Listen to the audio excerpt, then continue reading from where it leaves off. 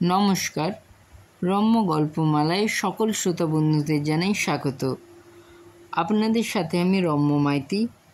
আজ শোনাতে চলেছি প্রখ্যাত সাহিত্যিক সুকুমার রায়ের লেখা হাসির গল্প সব জানতা। গল্প পাঠে আমি রম্য মাইতি, ছবি সংগৃহীত। আজকের গল্প সব জানতা।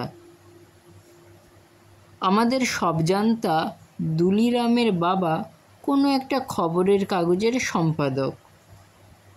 সেই জন্য আমাদের মধ্যে অনেকেরই মনে তাহার সমস্ত কথার উপরে অগাধ বিশ্বাস দেখা যাইত।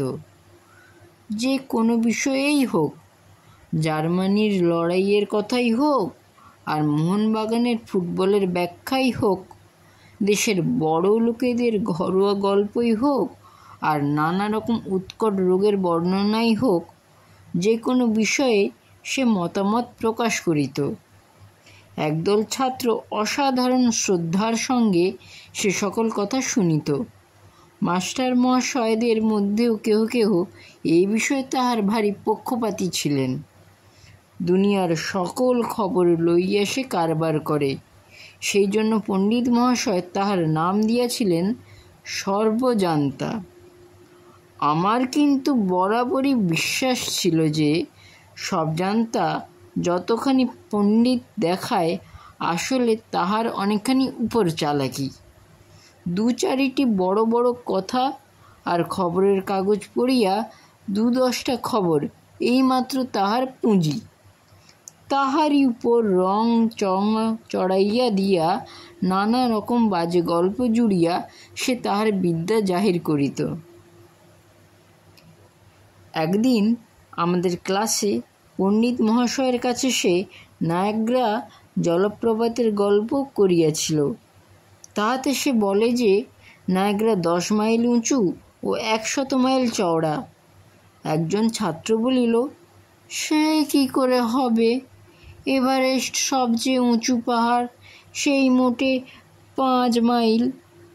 সবজান্তা তাহাকে বাধা দিয়ে বলিল, তোমরা তো আজকাল খবর রাখো না।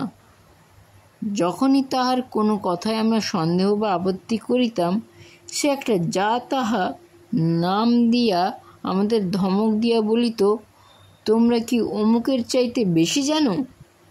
আমরা এক এক সময় সহ্য করিতাম, রাগে গা জ্বলিয়া যাইত।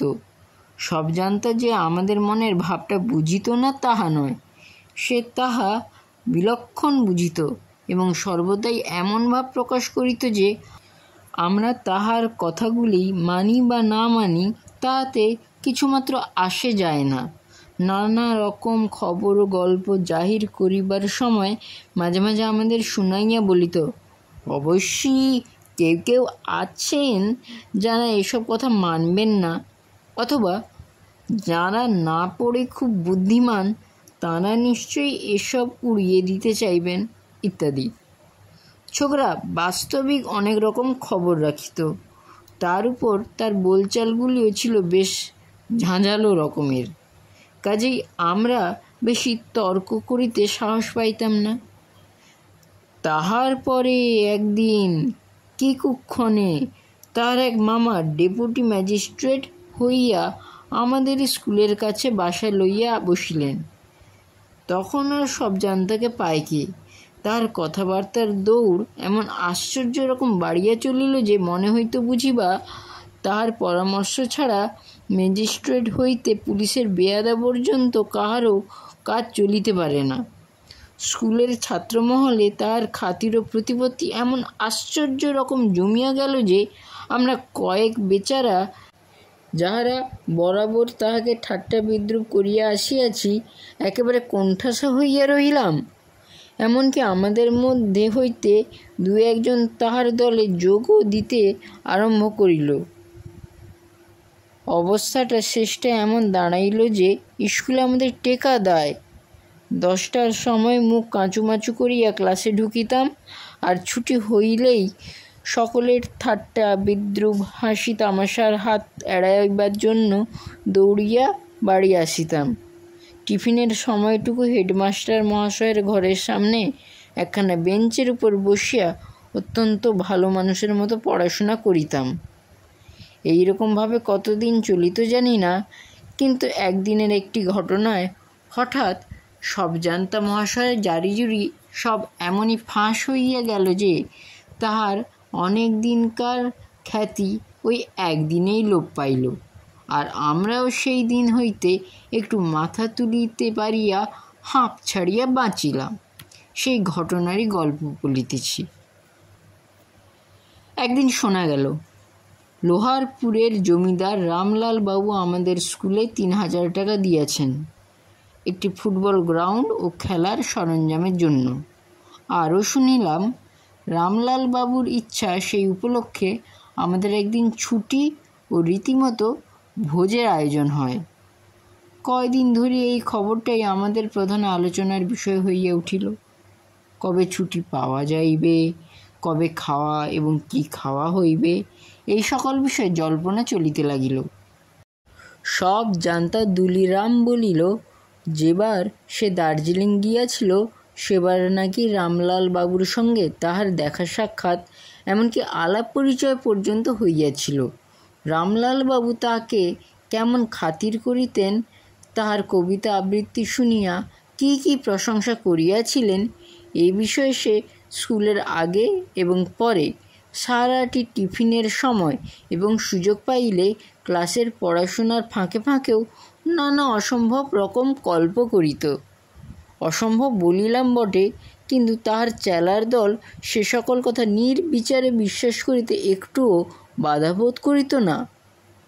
একদিন টিফিনের সময় উঠানের বড় সিঁড়িটার উপর একদল ছেলের সঙ্গে বসিয়া সবজান্তা গল্প আরম্ভ করিল।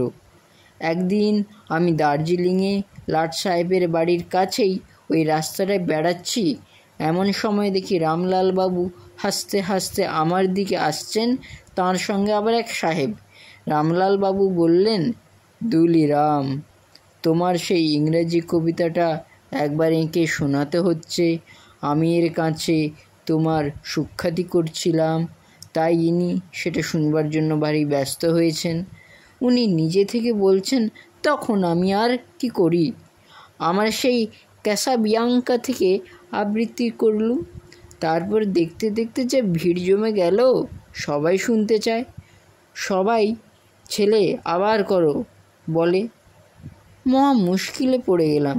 নিহাত রামলাল বাবু বললেন, তাই আবার করতে হলো।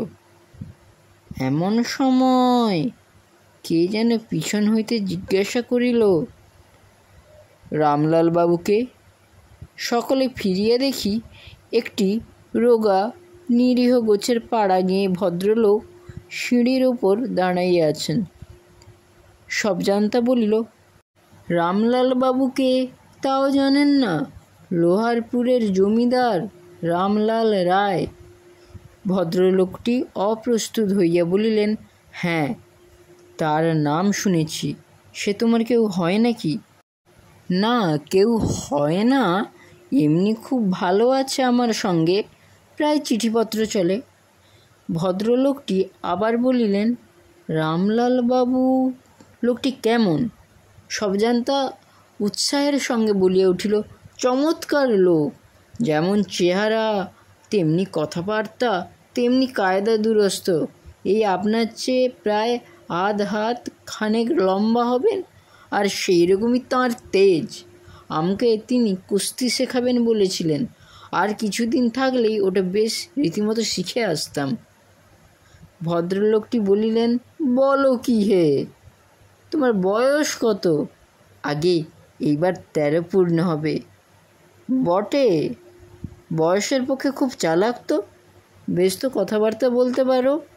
কি নাম হে তোমার? সবজান্তা বলল, দুলিরাম ঘোষ। রণদাবাবু ডেপুটি আমার মামা হন। শুনিয়া ভদ্রলোকটি ভারী খুশি হইয়া হেডমাস্টার মহাশয়ের ঘরের দিকে চলিয়া গেলেন। ছুটির পর আমরা সকলেই বাহির হইলাম। স্কুলের সম্মুখেই ডেপুটি বাবুর বাড়ি।